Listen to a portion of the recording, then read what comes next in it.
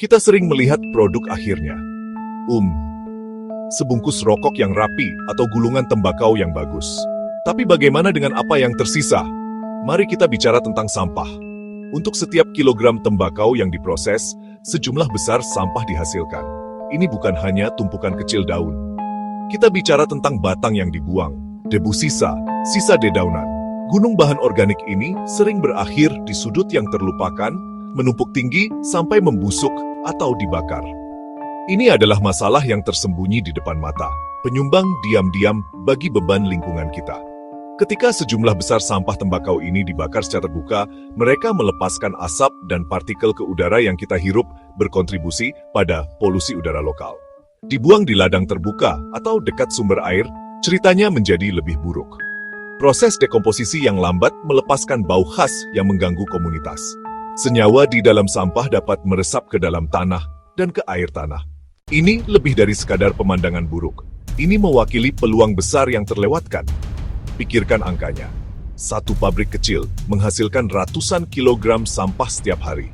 Sekarang kalikan itu dengan banyak pabrik dan area pertanian.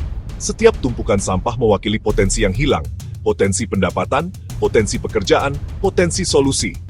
Kita sudah terbiasa memandang bahan ini sebagai sampah, sehingga kita gagal melihat lebih dekat dan melihat emas yang tersembunyi. Ini adalah siklus pengabaian yang merugikan kita, baik secara lingkungan maupun ekonomi. Inilah kenyataan yang kita hadapi hari ini, pada tanggal 5 November 2025. Model produksi linier, bahan organik diciptakan, digunakan sebagian, lalu dibuang untuk menjadi polutan. Tapi bagaimana jika kita bisa membengkokkan garis ini menjadi lingkaran?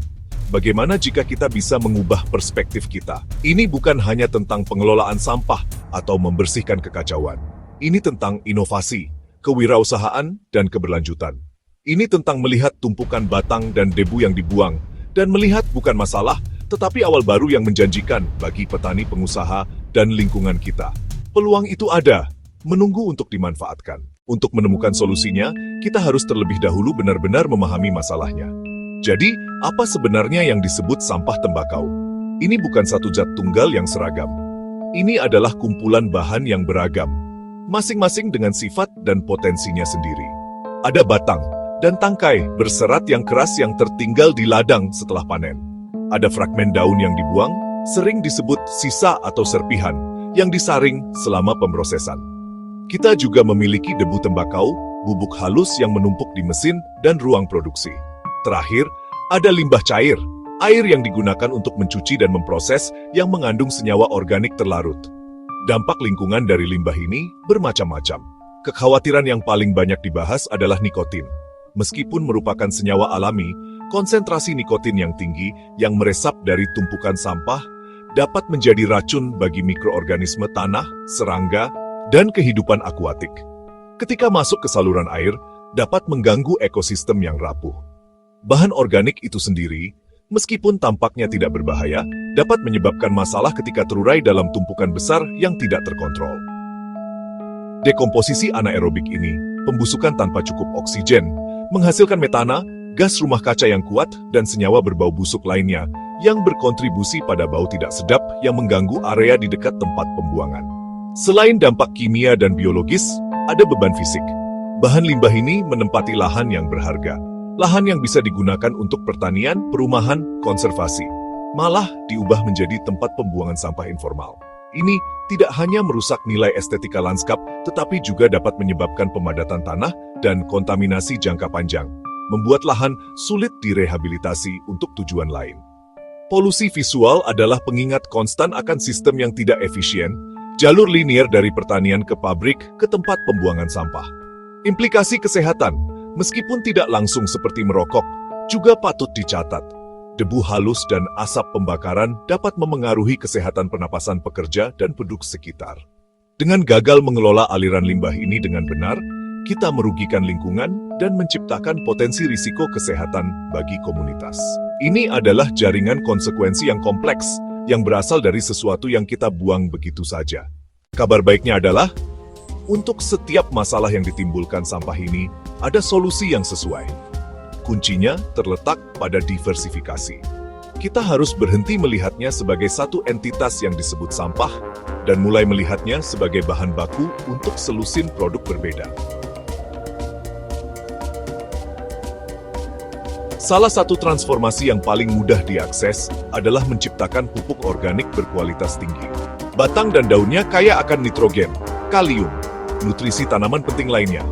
Melalui proses pengomposan terkontrol, limbah tembakau dicampur dengan bahan organik lain, pupuk kandang, sisa pertanian. Kandungan nikotin secara alami terurai dalam kompos, meninggalkan kompos yang aman dan kuat untuk memperkaya tanah. Jalan lain yang menarik adalah penggunaannya sebagai komponen pakan ternak. Ini membutuhkan pemrosesan yang cermat dan validasi ilmiah. Setelah diolah untuk mengurangi nikotin, beberapa bagian bisa jadi sumber serat dan protein untuk ternak. Kolaborasi dengan ahli gizi hewan dan pengujian ketat, ini mengintegrasikan kembali limbah ke rantai nilai pertanian. Lalu ada potensi energi. Komponen kering dan berserat seperti batang dan debu memiliki sifat pembakaran sangat baik.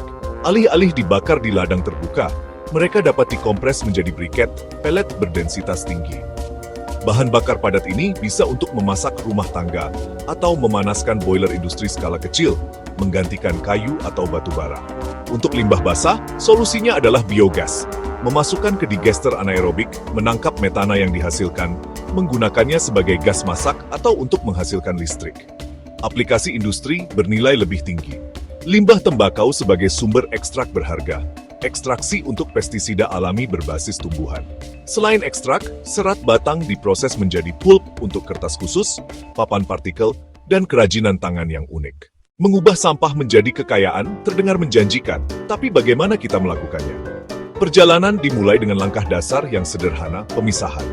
Alih-alih menumpuk semuanya, sampah harus dipisahkan di sumbernya. Petani dan pekerja pabrik dapat dilatih untuk memisahkan bahan kering, batang, daun, lumpur basah, air proses. Tindakan penyortiran sederhana ini membuat setiap proses selanjutnya menjadi jauh lebih mudah dan efisien. Setelah dipisahkan, bahan-bahan siap untuk jalur transformasinya yang spesifik. Ini adalah langkah pertama yang krusial dari kekacauan menuju kendali. Bagi mereka yang ingin membuat kompos, prosesnya mudah. Daun dicacah, batang dicacah, bahan kaya karbon, berwarna coklat, dilapis dengan potongan rumput segar, pupuk kandang. Tumpukan harus dijaga tetap lembab seperti spons yang diperas. Dibalik secara teratur untuk aerasi. Mikroba menguraikan bahan dan menetralkan nikotin, mengubahnya menjadi kompos hitam kaya nutrisi dalam beberapa bulan. Untuk membuat briket energi, jalannya sama praktisnya. Batang dan debu dikeringkan terlebih dahulu, di bawah sinar matahari atau di pengering surya sederhana. Setelah kering, bahan dicacah jadi seragam.